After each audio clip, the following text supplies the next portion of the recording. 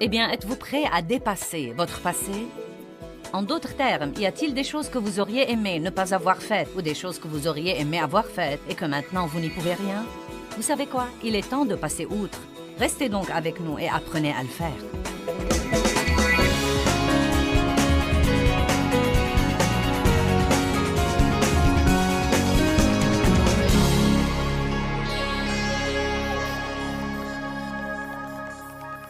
Proverbe 4, 23 dit « Garde ton cœur plus que toute autre chose, car de lui viennent les issues de la vie. » Cela nous donne une responsabilité. Il ne dit pas que quelqu'un d'autre doit garder mon cœur.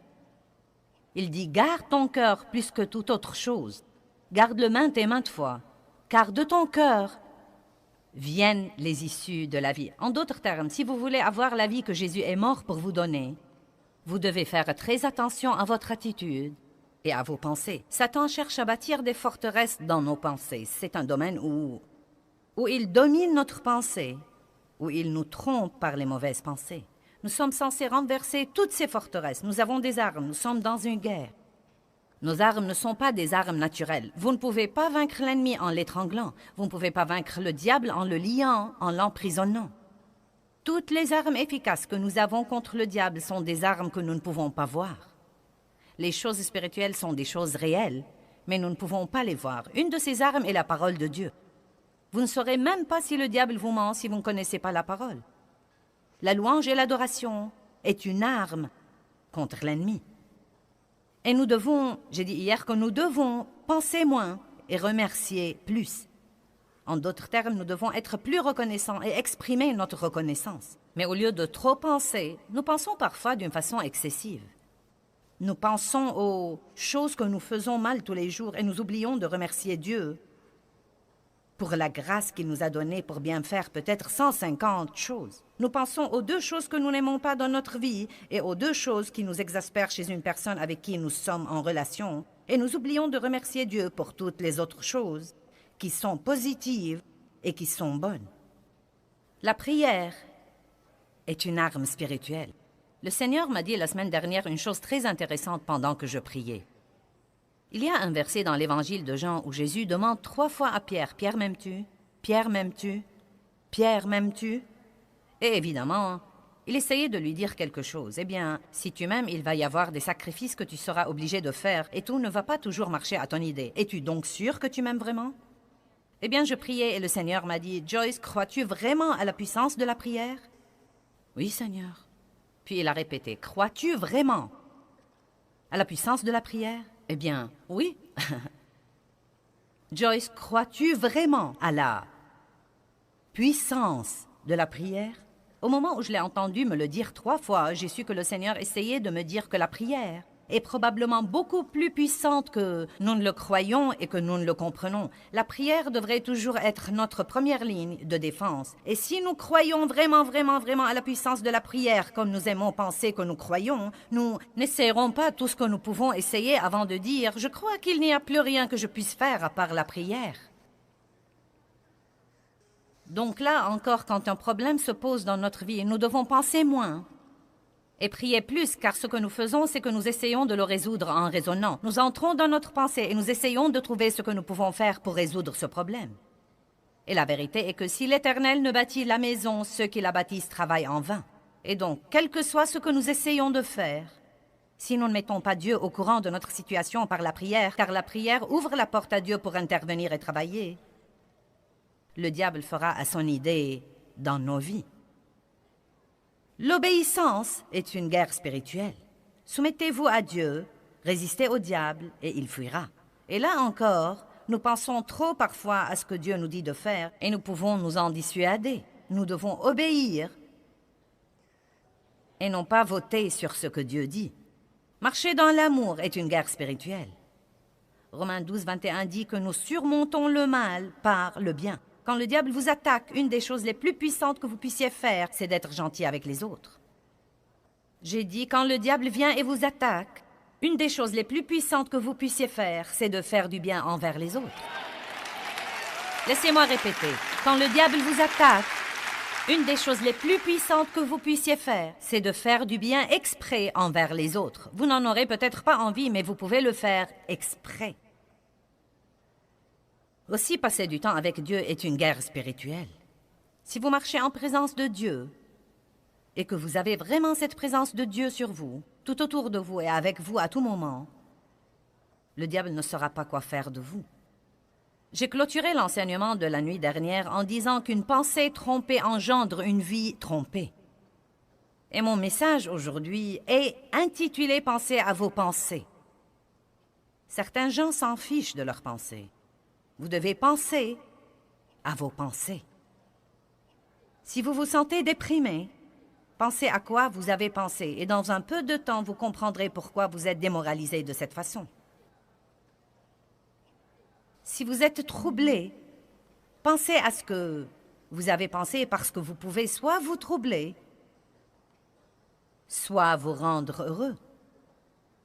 Vous pouvez soit avoir une bonne journée, soit avoir une mauvaise journée à cause de vos pensées. Ne me regardez pas comme si vous ne saviez pas de quoi je parle. J'ai dit, vous pouvez soit être en bonne humeur, soit être de mauvaise humeur à cause de vos pensées.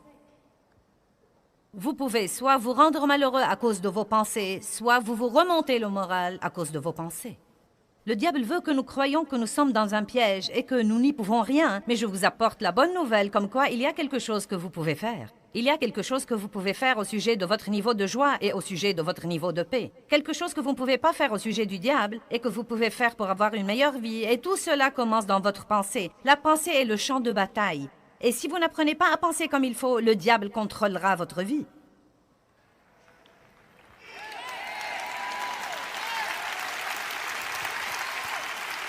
Une pensée trompée engendre une vie trompée. Qu'est-ce que la tromperie? La tromperie veut dire que le diable vous ment et que vous le croyez.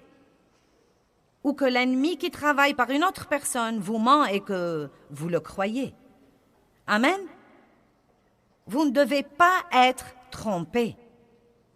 En fait, la Bible nous dit, dans Matthieu 24, 4, « Prenez garde que personne ne vous trompe et ne vous égare. » C'est à nous de veiller à ne pas être trompés. Là encore, si vous ne connaissez pas la parole, vous ne saurez pas que vous êtes trompés. Mon père a abusé de moi sexuellement dans mon enfance pendant de nombreuses années, et donc, le diable a bâti beaucoup de forteresses dans ma pensée. Eh bien, tu auras toujours une vie inférieure, car tu es maintenant une marchandise sale et usagée. Puis j'ai découvert là-dedans que mon avenir n'est censé rien avoir avec mon passé. N'est-ce pas une bonne nouvelle? J'ai découvert qu'il n'est jamais trop tard pour un nouveau commencement. Jamais trop vieux pour prendre un nouveau départ. Qu'on n'a jamais trop de problèmes pour arriver à avoir une bonne vie. Mais avant de savoir ce qu'il y avait là-dedans, je ne savais pas que je croyais un mensonge. Vous devez connaître la parole de Dieu. Dans Genèse chapitre 3, 1 à 6, nous voyons qu'Ève a été trompée par les mensonges de Satan. Quand le diable veut un accès à votre vie, il commence à dire à votre pensée des choses qui ne sont pas vraies. De petites suggestions. Parfois, elles n'ont même peut-être pas l'aspect d'un mensonge, elles sont juste une petite déformation de la vérité. Et c'est toujours en fait un mensonge. Mais nous ne nous rendons pas compte parfois que ces choses-là sont des mensonges. Vous voyez, que lui a-t-il dit? Eh bien, Dieu vous a-t-il réellement dit? Le ton même de la voix met un point d'interrogation. Pourquoi Dieu a dit que vous ne pouviez pas avoir ça? Qu'essaye Dieu de vous refuser? Qu'y a-t-il là-dedans qui serait très amusant et dont Dieu essaye de vous priver? Peut-être que si vous faites ça, il y aura quelque chose que vous pouvez avoir ou que vous pouvez savoir et que vous ne savez pas. Savez-vous qu'a fait Ève? Elle a pensé aux paroles du diable. Et je crois qu'au début, Ève savait dans son cœur que c'était mauvais, car la première chose qu'elle a dite était « Oh non !» Dieu a dit que nous ne pouvions pas faire ça. Et il a joué avec sa pensée. Et elle a ensuite commencé à bien penser à ce qu'il disait. Et cela avait l'air raisonnable. Puis-je vous dire quelque chose? La foi est déraisonnable parfois. Ce que Dieu nous demande ou nous mène à faire est très déraisonnable parfois. Parfois, ce que Dieu nous demande de faire n'est pas toujours ou il n'est même pas normalement logique. C'est pourquoi nous devons penser avec la pensée de l'esprit et non pas penser avec la pensée de la chair. Et là encore, parfois, vous pensez à l'excès alors que vous devez demander à votre cœur. Arrêtez de vivre par le raisonnement et demandez à votre cœur si vous voulez avoir des réponses justes sur ce que vous devez faire. Peut-être que Dieu veut que vous quittiez un travail et allez en trouver un autre, car ce travail est très exigeant et qu'il vous vole votre famille, et vous vole votre santé, et vous vole votre vie spirituelle. Et peut-être que Dieu vous dit de le quitter et d'aller chercher et en trouver un autre, mais votre pensée entre en action. Et ça alors? Et si? Et ça alors? Et si? Et ça alors? Et si? Et donc, que faisons-nous? Nous passons notre vie à nous occuper de nous-mêmes et nous sommes gênés au-dedans de nous parce que nous n'obéissons pas au Saint-Esprit de Dieu.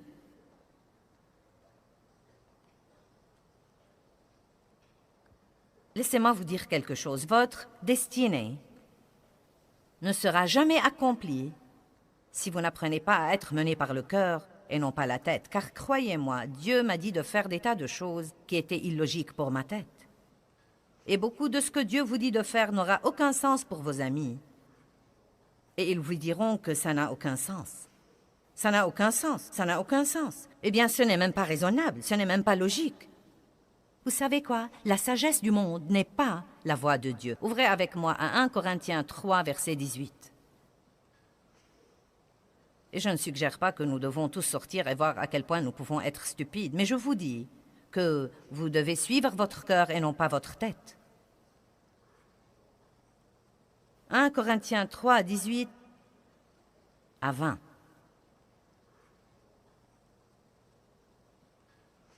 Verset 18. Que nul ne s'abuse lui-même. J'aime vraiment ça. Que nul ne s'abuse lui-même. Si quelqu'un parmi vous se croit sage à la manière de ce monde, qu'il devienne fou, qu'il renonce au discernement de la chair et qu'il reconnaisse qu'il est ennuyeux, stupide, idiot, sans savoir ni vraie connaissance, afin de devenir vraiment sage. Maintenant, savez-vous ce qui trompe beaucoup de gens? La connaissance de ce monde. Et je ne dis pas de ne pas s'instruire, mais soyez aussi assez sage pour savoir que tout ce que vous lisez dans un livre n'est pas vrai, et que tout ce qu'un enseignant vous dit n'est pas vrai. On n'enseigne pas la création à l'école.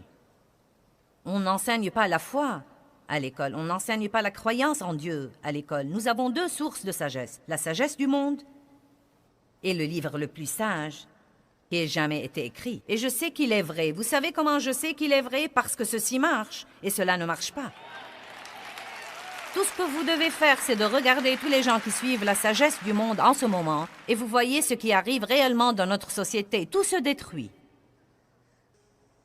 Mais la Bible dit que ceux qui croient la parole de Dieu et qui marchent dans la justice brilleront dans l'obscurité comme les lumières brillantes et comme des étoiles et des phares. Amen. Nos vies devraient toujours refléter la vérité de la parole de Dieu. Et tout ce que vous devez faire, c'est de marcher dans la parole de Dieu. Et dans peu de temps, les gens commenceront à voir une immense différence entre vous et tous les autres, que vous n'aurez même pas besoin de leur casser les oreilles avec votre Bible pour accepter le Christ. Ils viendront à vous et voudront savoir ce que vous avez et qu'ils n'ont pas.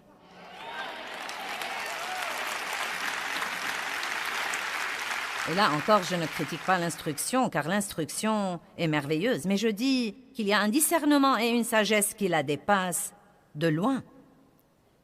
Verset 19. Car la sagesse de ce monde est folie, absurdité et stupidité devant Dieu. Car il est écrit, celui qui prend les sages dans leur propre ruse. Et encore, le Seigneur connaît les pensées et les raisonnements des sages humainement, et c'est dans sa sagesse qu'ils sont vraiment vains. Vous savez, l'une des choses très trompeuses, c'est de penser que nous savons tout. De penser que nous savons tout. Par exemple, aujourd'hui, quand vous avez appris que j'allais enseigner sur le champ de bataille de la pensée, vous avez dit « Oh, j'ai déjà lu ce livre-là ». Mais vous savez quoi? Tout ceci est signe que vous pensez déjà que vous savez tout et qu'il ne vous reste rien à apprendre là-dessus. Nous devons nous rendre compte, j'ai besoin de ça. J'ai besoin de ça. J'ai besoin de ça. Parle-moi, Joyce. Parle-moi, Seigneur. Parle-moi. J'ai besoin de ça et de cette aide-là. Vous savez, nous devons toujours être ouverts à ce que Dieu veut nous enseigner. Amen. Je vous prie d'ouvrir avec moi à Romains 12.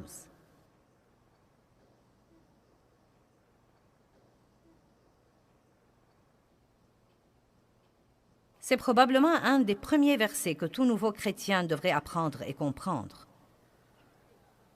Romains 12, 2. Ne vous conformez pas à ce monde, mais soyez transformés. Transformer veut dire changer de fond en comble.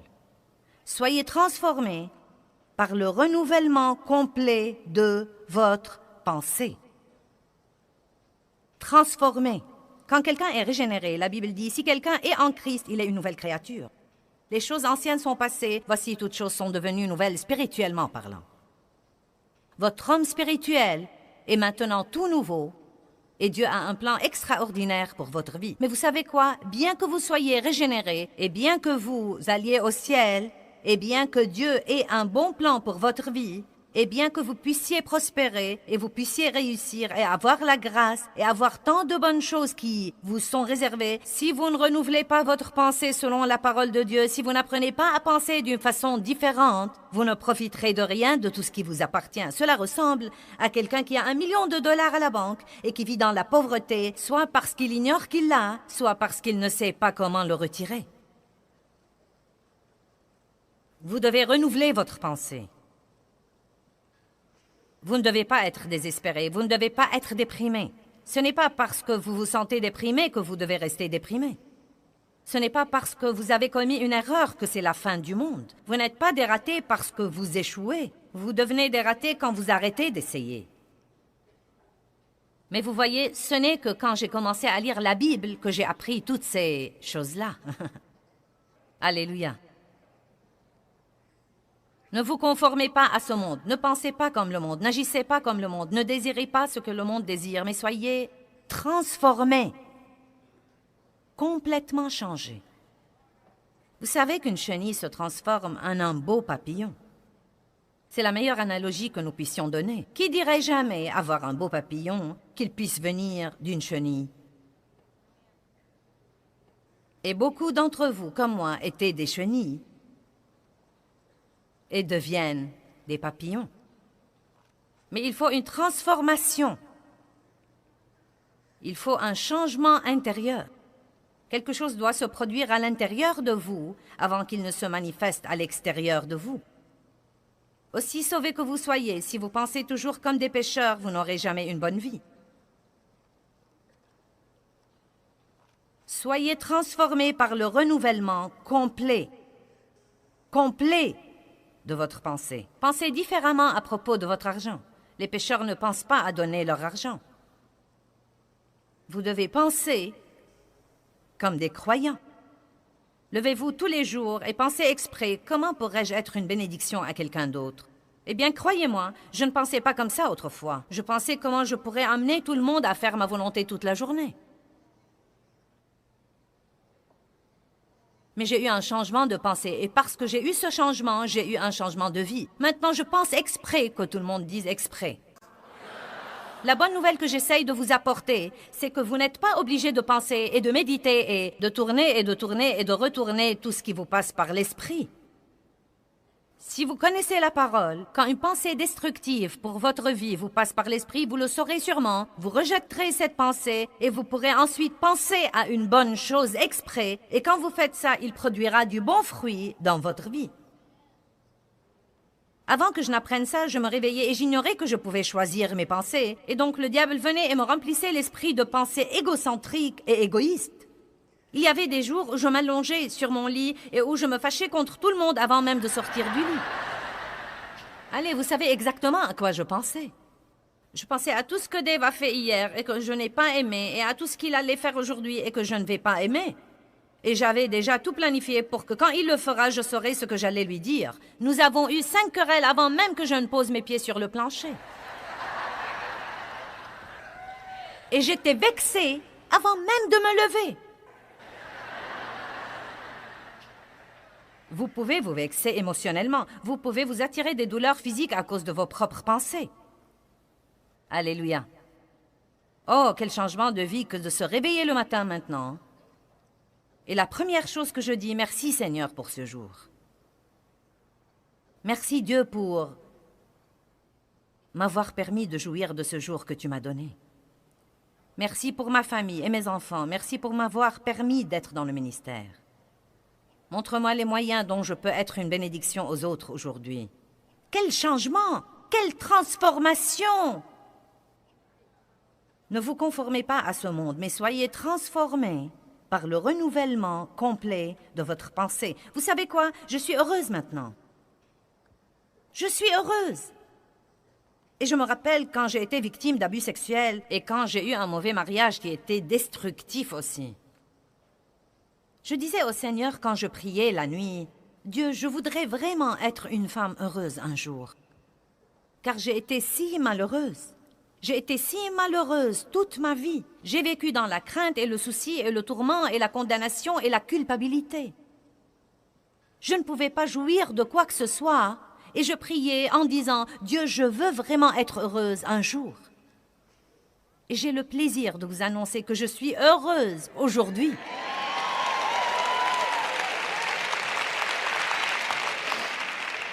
Et je suis même plus contente de vous annoncer que mon bonheur n'est pas basé sur les circonstances. Parce que ce n'est pas vraiment le bonheur, c'est la joie du Seigneur. Mais vous savez quoi? Je pourrais m'attirer une mauvaise humeur par mes pensées. Non, mais je pourrais littéralement aller m'asseoir là, et si je décidais de penser à de mauvaises choses pour 30 ou 40 minutes, non, mais je pourrais honnêtement piquer une crise à cause de mes pensées. Je pourrais avoir une mauvaise attitude à cause de mes pensées et me fâcher contre tout le monde et vouloir les gronder. Je ne supporte plus ces trucs-là. Tout le monde ne fait que m'exploiter et tout le travail ici, c'est moi qui le fais.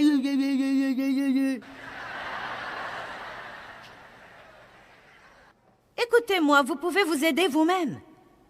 Certains d'entre vous ne devraient plus avoir les mauvais jours qu'ils avaient.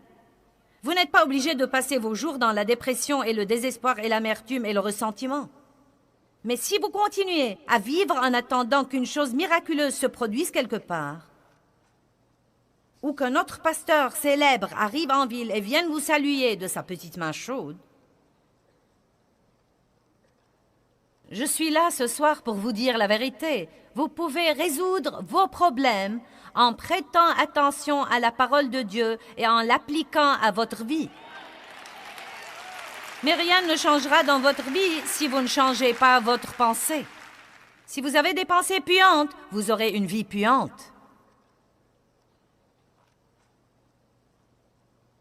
Laissez-moi le dire à nouveau et vous le faire comprendre. Je dois répéter ceci plusieurs fois parce que c'est une nouvelle, toute nouvelle pour nous parfois. Croyez-moi, vous ne devez pas penser à tout ce qui vous passe par la tête. Vous pouvez détruire ces pensées-là. Vous pouvez dire non et vous pouvez aussi exprès remplir votre pensée de quelque chose de bon. Vous pouvez penser à ce que vous voulez vraiment penser.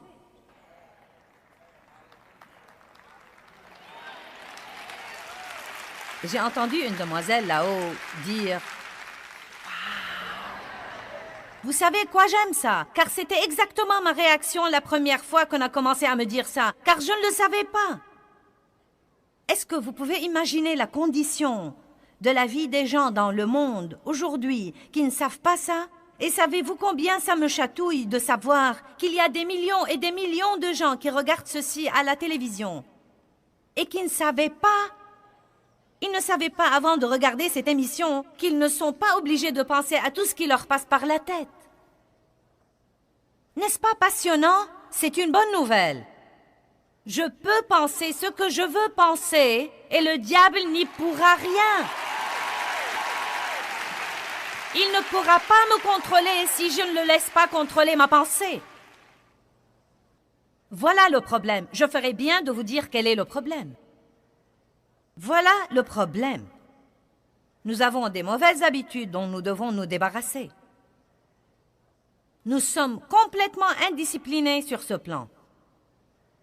Il faut que nous travaillions diligemment avec le Saint-Esprit pour une période de temps systématiquement. Ce n'est pas parce que vous avez entendu ce message aujourd'hui que vous êtes supposé rentrer chez vous et ne jamais avoir une bataille avec votre pensée. Il va falloir combattre, combattre, combattre, combattre, combattre, combattre. Et c'est tellement mieux de combattre pour votre vie et pour votre victoire que de combattre tout le temps le diable qui essaye de vous tuer.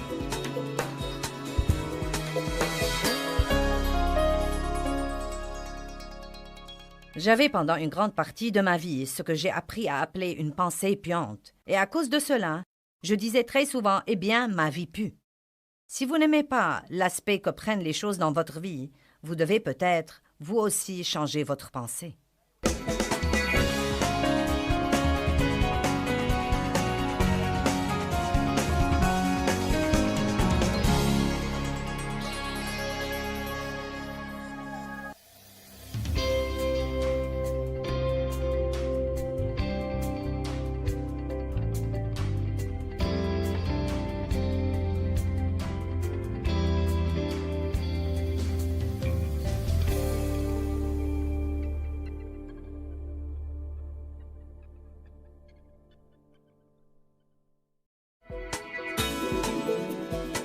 Est-ce que vous sentez que votre vie est déséquilibrée et que vous avez besoin de paix?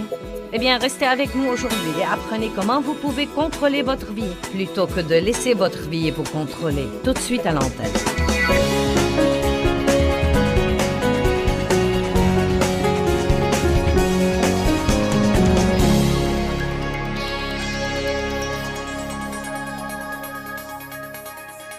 Quand Jésus vient vivre en nous, il vient vivre dans notre esprit. C'est la partie la plus profonde de notre être. Vous êtes un esprit, je suis un esprit, nous avons une âme. Nous vivons dans un corps. Vous voyez mon corps. Vous ne pouvez pas voir mon âme de vos yeux physiques, mais vous pouvez voir ce qui sort de mon âme, ou vous pouvez sentir ce qui sort de mon âme. Parce que votre âme est votre pensée, votre volonté et vos émotions. Elle vous dit ce que vous pensez, voulez et ressentez, mais elle ne vous dit rien sur Dieu. Si vous voulez savoir ce que dit Dieu, vous devez aller plus profondément. Vous devez apprendre à marcher dans l'esprit et à être mené par l'esprit, et non pas être mené par votre chair ou être mené par le diable. Le Saint-Esprit mène et guide. Le diable essaye de nous pousser, la chair essaye de nous pousser, elle essaye de nous forcer, de nous manipuler. Mais le Saint-Esprit est doux et il nous mène et nous guide. Il y a donc plusieurs domaines où nous devons avoir des frontières. Et quand nous aurons ces frontières, nous jouirons bien davantage de notre vie. Combien d'entre vous aimeraient jouir de leur vie plus qu'ils n'en jouissent en ce moment? Bon. Eh bien, la première chose dont nous allons parler et en finir, car je sais que vous ne voulez pas en parler, c'est le comportement alimentaire. Vous ne croyez pas que c'est gentil que j'ai décidé d'en finir depuis le début? Nous devons assumer la responsabilité de nos vies et la responsabilité de nos appétits et arrêter de laisser la fourchette nous mener à la baguette. C'est très navrant, quand il y a un morceau de tarte sur une table, que vous laissiez ce morceau de tarte vous dicter vos actions. Amen? Quelqu'un m'a offert un jour un paquet de cacahuètes enrobées de chocolat car il a su que je les aimais. S'il vous plaît, ne m'en envoyez plus. Donc quelqu'un me les a offerts et je les ai aimés. Et la première erreur que j'ai faite était de les prendre et de les cacher dans une partie du réfrigérateur, dans le beurrier précisément. C'était dans la porte du frigo et ce n'était pas transparent. On ne voyait pas ce qu'il y avait dedans. C'était mes cacahuètes enrobées de chocolat. J'avais décidé de bénir ma chair de l'une d'elles tous les soirs après le dîner. Mais vous savez, la chair est plutôt folle. Et elle n'est jamais satisfaite de ce que vous lui donnez. Pas pour longtemps. Vous lui donnez une, elle en veut deux. Vous lui donnez deux, elle en veut trois. Donc pendant, je ne sais pas, quelques jours, une cacahuète me suffisait. Et peu de temps après, ma chair m'a dit « j'en veux deux ». Puis elle m'a dit « trois ». Puis elle est arrivée au point où j'achetais des cacahuètes enrobées de chocolat et je les cachais dans le frigo. Et ça empirait et je me rappelle de soirées où je me levais de la table tellement repue que je pouvais à peine bouger et ma chair me disait « je veux ma cacahuète ». Combien d'entre vous comprennent que je laissais ces cacahuètes me mener à la baguette et que ce n'est pas la vie que Dieu veut pour nous et que ce n'est pas la liberté? Parce qu'il y avait une partie de moi qui me forçait à faire quelque chose que notre partie de moi ne voulait pas. Je pouvais prier là-dessus autant que je voulais, mais j'ai dû prendre la décision de prendre le contrôle de mon âme. 1 Corinthiens 6, 12. Toutes choses me sont permises, admissibles et légitimes, mais toutes choses ne sont pas bonnes et utiles. Toutes choses ne sont pas opportunes et profitables tout compte fait. Toutes choses me sont légitimes, mais je ne me laisserai asservir par rien ou être sous son emprise. Donc voici plutôt ce que dit Paul. Il dit « Je peux essentiellement faire tout ce que je veux ». La parole de Dieu n'est pas une prison pour moi. L'Esprit de Dieu ne m'emprisonne absolument pas. C'est une frontière pour ma vie, et une frontière qui dit « Si tu fais ce que je te dis de faire, tu t'épargneras des ennuis ». Mais Paul dit « Je peux faire tout ce que je veux faire ». Cependant, certaines des choses que je pourrais faire ne sont peut-être pas la meilleure chose pour moi. Donc il dit « Vous savez, je peux sortir d'ici si je veux. Je peux trébucher sur tous les rochers, je peux tomber dans tous les pièges que je veux. Mais à quoi bon vivre comme ça quand Dieu nous montre une meilleure voie ?» Qui sait en ce moment, sans que j'ouvre ma bouche pour dire un mot de plus, que s'il fait systématiquement ce que ce livre lui dit de faire, sa vie sera dans une condition bien meilleure qu'elle ne l'est en ce moment. Vous voyez, il y a une chose intéressante à laquelle j'ai commencé à beaucoup penser. Nous vivons dans une époque explosive de connaissances. Non, mais tout ce que nous voulons savoir, nous pouvons lancer une recherche Google et la voir. Nous avons la parole à la télé, nous l'avons à la radio, nous avons des CD et des DVD, et nous avons des livres, et nous avons des séminaires et des conférences, et nous avons des églises. Et donc, pratiquement, nous savons probablement beaucoup plus que quiconque a jamais su dans l'histoire, et nous avons plus de problèmes que nous n'avons jamais eu comme société, et probablement dans l'ensemble, les gens mènent des vies moins pieuses que celles d'il y a 100 ans, quand les gens ne savaient pas autant que nous croyons que nous savons. Donc, j'ai commencé à vraiment y penser et à en parler, et à défier les gens de comprendre qu'ils ne connaissent rien de la parole s'ils ne la mettent pas en pratique. Ce n'est pas parce que vous la soulignez dans votre Bible que vous la connaissez. Ce n'est pas parce que vous la surlignez en jaune que vous la connaissez. Le seul moyen de savoir que nous connaissons quelque chose, c'est de le mettre en pratique. Et donc, si nous apprenons la parole de Dieu et que nous la mettons en pratique, nous vivrons à ce moment-là à l'intérieur de ce lieu sûr et nos vies seront très merveilleuses. Maintenant, en ce moment, la salle est pleine de gens et il y a des gens, des millions qui nous regardent à la télé. Vous pouvez facilement me dire la chose que Dieu vous a dit de faire et que vous n'avez pas faite. Dieu ne va pas changer d'avis. Si vous attendez pour voir s'il va changer d'avis, croyez-moi, il ne va pas changer d'avis. J'ai beaucoup d'expérience là-dessus. Et finalement, écoutez-moi maintenant, parce que c'est vraiment un bon conseil maternel. Finalement, soit Dieu fera à son idée, soit vous serez malheureux et misérable.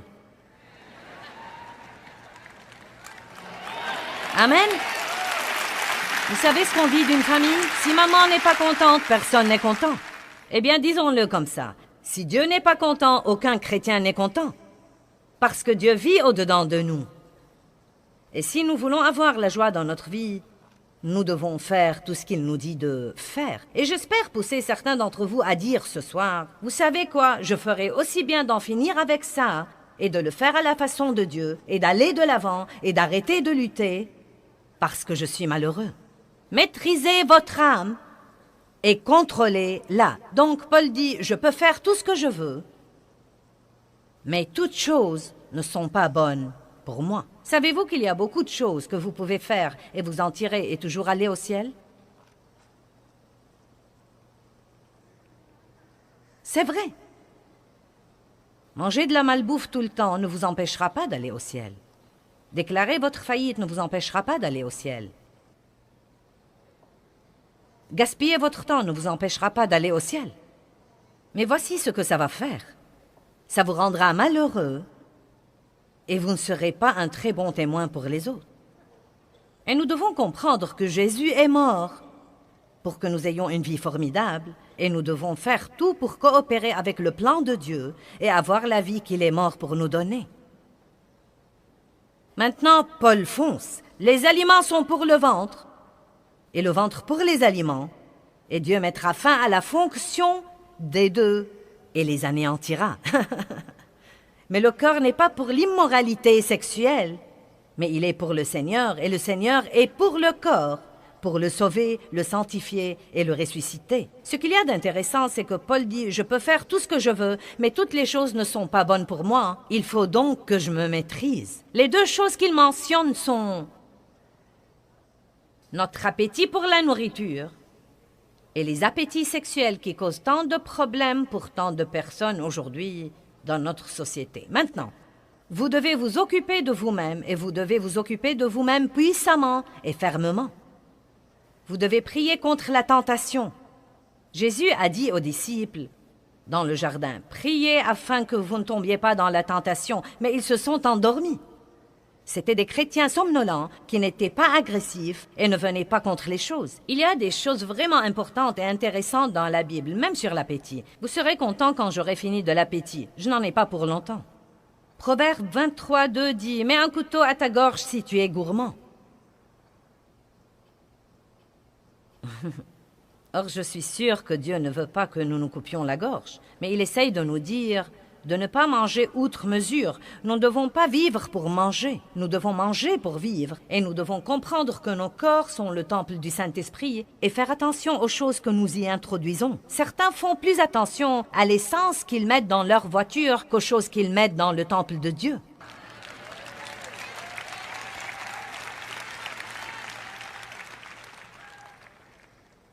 Ensuite, Matthieu 5, 29 dit, « Si ta main entraîne ta chute, coupe-la. Si ton œil entraîne ta chute, arrache-le. » Là encore, il ne nous demande pas de couper notre main et d'arracher notre œil et de couper notre gorge. Mais pour moi, ce qu'il dit, c'est, « Écoutez, vous devez vous maîtriser. Je vais donc partager avec vous certaines frontières que je me suis imposées dans certaines de mes habitudes alimentaires, et peut-être que cela vous aidera. Peut-être que vous espérerez vous lever un jour et ne plus vouloir le truc, ça ne va pas arriver. Peut-être que vous espérez vous lever un jour et ne pas avoir faim. Eh bien, ça ne va pas arriver non plus.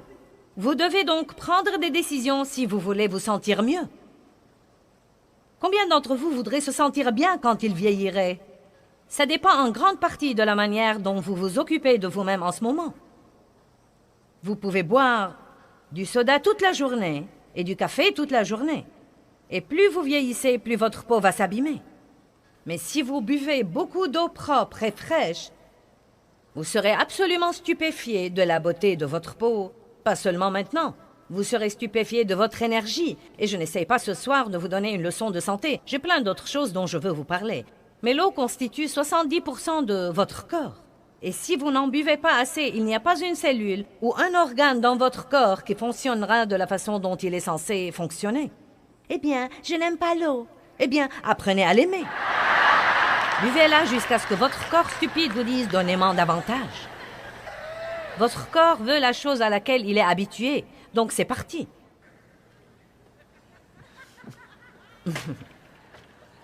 Je me suis imposé des barrières et des frontières parce que je veux me sentir bien. Je ne veux pas me sentir fatigué tout le temps. Je ne veux pas me sentir mal tout le temps. Je veux continuer à faire ce que je fais jusqu'au jour où Jésus va me prendre chez lui. Et je sais que pour faire ça, je devrais m'occuper de moi-même. Donc, je bois du café. Mais ma frontière est que je bois 2 tasses par jour. Nous n'allons pas parler de la grandeur des tasses, mais... Hey, nous faisons des progrès. Maintenant, de temps en temps, écoutez-moi, de temps en temps, parce que je ne veux pas que mes frontières deviennent une prison, donc de temps en temps, si je bois mes 2 cafés tôt dans la journée, et que peut-être nous sortons dîner un dîner agréable, et que je veux une 3e tasse de café, je sors de la porte de ma barrière, et je prends cette 3e tasse de café. Mais le jour d'après, je reviens à ma frontière. Vous voyez, ce n'est pas ce que vous faites de temps en temps dans votre alimentation qui va ruiner votre santé. C'est vivre sans frontières tout le temps. Je vais vous donner ce soir une responsabilité. Si vous ne voulez aucune frontière, vous feriez aussi bien de partir maintenant. Parce qu'il y a beaucoup de trucs à propos desquels nous prions et nous attendons que Dieu les fasse à notre place. Mais la vérité, c'est qu'il nous donnera la force de les faire. Mais il nous faudra combattre le bon combat de la foi, tenir ferme, mettre quelques frontières dans notre vie et laisser notre chair piquer sa crise jusqu'à ce que nous la maîtrisions de nouveau. Mes cacahuètes m'ont manqué quand j'ai d'abord arrêté de les manger. La vérité est que maintenant, je ne pense aux cacahuètes enrobées de chocolat que quand je raconte cette histoire. Et franchement, je pourrais avoir tout un paquet de cacahuètes enrobées de chocolat dans ma chambre. Car beaucoup de fois, soit on m'envoie des douceurs, soit l'hôtel nous donne des douceurs. Et je ne suis même pas tentée de les manger. Mais il y avait un jour où ça a été plus fort que moi. Et croyez-moi, votre chair n'exigera que ce qu'elle a l'habitude d'avoir. Comprenez bien ça. Vous dites, je suis adonné au sucre. Eh bien, vous ne le serez pas si vous l'enlevez de votre corps. Votre chair va piquer une crise. Mais vous vous y habituerez. Et vous serez très content. Eh bien, et les desserts alors? Eh bien, j'ai une frontière de 2 desserts par semaine. Je prends 2 desserts par semaine. Et j'en jouis quand je les prends. Non, mais je les attends avec impatience. Et j'en parle. J'ai déjà un gâteau jaune avec un glaçage au chocolat qui m'attend en rentrant à la maison. Et j'en jouirai. Mais vous voyez, je peux faire ça 2 fois par semaine et me sentir toujours bien et avoir toujours le poids que je veux avoir et sentir toujours que je m'occupe de moi-même. La parole de Dieu n'est pas une prison, mais elle nous dit ce que nous devons faire pour nous occuper de nous-mêmes. Mais qu'est-ce qui arrive? Nous mangeons le gâteau, nous aimons le gâteau, donc maintenant notre petite âme se déchaîne et nous voulons du gâteau tous les jours. J'aime la crème fouettée dans mon café. Et j'ai commencé à boire de la crème fouettée dans mon café. Et peu de temps après, mes pantalons sont devenus serrés. Donc maintenant, je jouis toujours de la crème fouettée dans mon café, mais ma frontière est 1 fois par semaine. Et demain est le jour.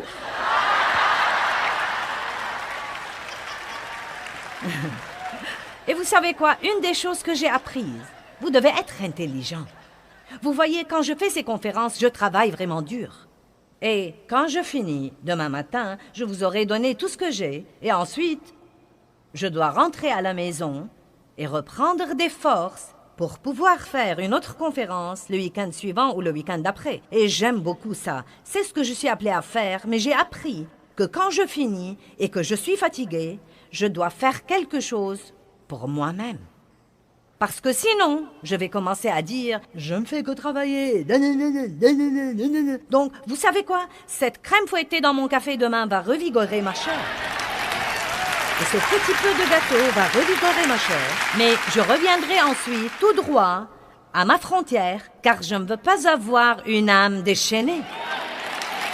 Allez, est-ce que quelqu'un est avec moi ce soir? Je ne vis pas dans une prison où tout ce que je fais tout le temps, c'est de me priver. Mais je refuse à mon âme le droit de me dominer et de me mener à la baguette tout le temps. Et je crois vraiment que nous sommes tellement excessifs. Soit nous ne faisons rien, soit nous faisons tout. Si je goûte à un biscuit, j'en mangerai une douzaine. Non, ce n'est pas vrai. Vous n'êtes pas censé vivre comme ça. J'aime beaucoup les pâtes et je pourrais en manger tous les jours. Mais j'essaye de me limiter à 1 fois par semaine. J'essaye de boire 3 litres d'eau par jour, mais je commence à sentir que je vais me noyer. Je ne sais pas, c'est beaucoup trop. Mais on me dit que parce que je voyage beaucoup et que je parle beaucoup, je dois boire alors au moins 3,5 litres d'eau par jour. Quand je voyage et que j'ai beaucoup de décalage horaire, je dois parfois prendre des somnifères pour pouvoir dormir la nuit. Mais vous savez quoi? Je n'en prends pas plus de 2 nuits de suite parce que je ne veux absolument pas m'y adonner. Maintenant, peut-être que certains d'entre vous doivent prendre des somnifères tout le temps. Ce n'est pas une session pour vous donner mauvaise conscience. Mais j'essaie juste de vous faire remarquer que nous ne devons pas former des dépendances et que si nous nous imposons des limites, notre âme ne pourra pas nous dominer ou nous contrôler. Maintenant, là encore, ce n'est pas une session de critique. Certains d'entre vous sont peut-être obligés de faire quelque chose pour différentes raisons. J'utilise ceci comme un exemple, car c'est une des choses pour lesquelles j'ai mis une frontière. Et je veux que vous commenciez à vous demander, eh bien, quel genre de frontière personnelle est-ce que j'ai? Est-ce que je mets toujours une frontière, puis je l'enlève quand elle devient inconfortable?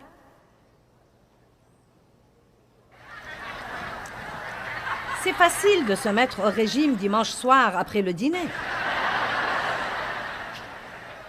C'est facile de noter tout ce que vous n'allez pas manger la semaine prochaine jusqu'à avoir faim. Donc, pourquoi ne priez-vous pas là-dessus? Imposez-vous des frontières sur votre alimentation. Cela ne veut pas dire que nous ne pouvons pas jouir de la nourriture. Dieu a mis la nourriture sur terre pour que nous en jouissions, mais nous ne voulons pas qu'elle nous domine et devienne notre patron. Êtes-vous prêts pour autre chose? Vous en avez assez de la nourriture, donc je passe à la chose suivante. Bien, parlons de l'argent. Il y a un autocollant qui dit « Je ne peux pas être à découvert, il me reste encore des chèques. » Et malheureusement, c'est le style de vie de beaucoup de gens. C'est à peu près tout ce qu'ils savent sur leurs finances. Il y a des gens qui font des chèques tant qu'ils en ont. Ils ne savent pas si leurs chèques sont sans provision. Il y a des statistiques sur les dettes, et je ne vais pas les lire toutes. J'ai une série là-dessus si vous avez des problèmes financiers et que vous voulez vraiment arranger les choses. Et je sais que c'est très populaire, vous savez, de prier pour un miracle d'annulation des dettes. Vous savez, il y a même des gens qui font des séminaires et voyagent ça et là et imposent les mains sur vous pour l'annulation des dettes. Ils disent que si vous donnez à leur ministère, Dieu annulera vos dettes. Je vais vous dire comment vous acquitter de vos dettes. L'opposé de la façon dont vous vous êtes endetté. Amen. Vous avez trop dépensé et vous vous êtes endetté. Maintenant, il faut que vous dépensiez moins pour vous acquitter de vos dettes. Amen. Vous savez, nous menons si souvent des vies désordonnées et nous attendons que Dieu vienne nous délivrer. Mais la vérité, c'est que nous n'apprenons rien s'il fait ça. Or, Dieu est un Dieu qui fait des miracles. Et je ne dis pas qu'il ne fera pas un miracle pour vous acquitter de vos dettes, mais je veux vous dire ceci. Et je le crois de tout mon cœur. Si nous faisons ce que nous pouvons faire, Dieu fera ce que nous ne pouvons pas faire. Mais si nous ne faisons pas ce que nous pouvons faire, donc Dieu ne fera pas ce que nous ne pouvons pas faire. La graine que nous semons, c'est de faire la partie que nous pouvons faire. Et donc, si vous êtes endetté, vous devez demander à Dieu de vous montrer la façon dont vous gaspillez l'argent et les endroits où vous dépensez votre argent. Si vous ne pouvez pas contrôler les cartes de crédit, vous devez arracher cet œil-là, couper cette main-là. C'est exactement ce dont parle ce verset dans Matthieu. Si votre carte de crédit entraîne votre chute, coupez-la. Si vous... si vous ne pouvez pas vous débrouiller, si vous allez au magasin et qu'il y a un tas de trucs en solde dont vous n'avez pas besoin, mais vous ne résistez pas à la pancarte 75% de remise parce que vous avez une âme déchaînée, peut-être que certains pensent, je croyais que nous assisterons à une réunion religieuse. C'est précisément le genre de truc dont nous devons parler à l'Église. C'est pourquoi les vies des gens sont un tel gâchis, et c'est pourquoi ils ne sont pas heureux. Et Dieu parle de ce genre de truc. La Bible dit, celui qui emprunte est l'esclave de celui qui prête, et que l'avidité vole la vie des personnes avides. Nous devons arrêter de vouloir tout ce qu'il y a dans le monde, et de le vouloir parce que quelqu'un d'autre l'a, et vouloir encore, et encore, et encore, et être prêt à faire n'importe quoi pour l'avoir. Je me demande combien de gens, même ici ce soir, se tuent pratiquement dans des travaux supplémentaires et des heures supplémentaires et ont beaucoup de pression dans leur vie et peut-être prennent des pilules pour les nerfs à cause de toute la pression sous laquelle ils sont pour posséder une maison qu'ils n'habiteront même pas.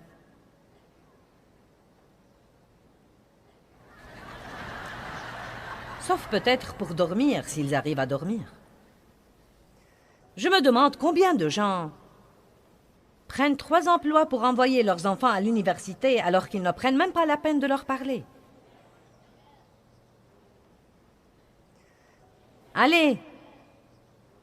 Je ne dis pas de ne pas les envoyer à l'université, mais un temps avec vous serait plus important que de prendre 3 emplois pour leur donner ce que tous leurs amis ont et finir par ne pas même les connaître.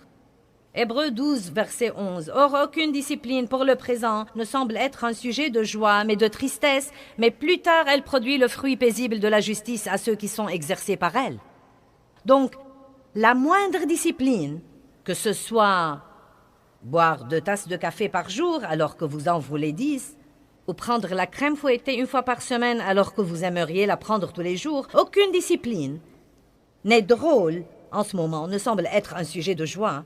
Mais mes chers, plus tard. Mais plus tard. Amen.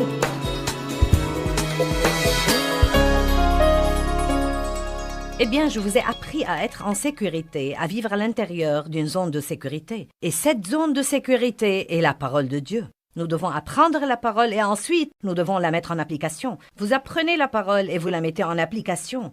La connaissance mentale à elle seule ne vous sert à rien. Vous devez la mettre en application. Mais je peux vous assurer que Dieu vous réserve une vie merveilleuse, mais il veut que vous coopérez avec lui pour la voir se réaliser. Dieu a un rôle et vous avez un rôle. Il vous aidera toujours à jouer votre rôle, mais il ne le jouera pas à votre place.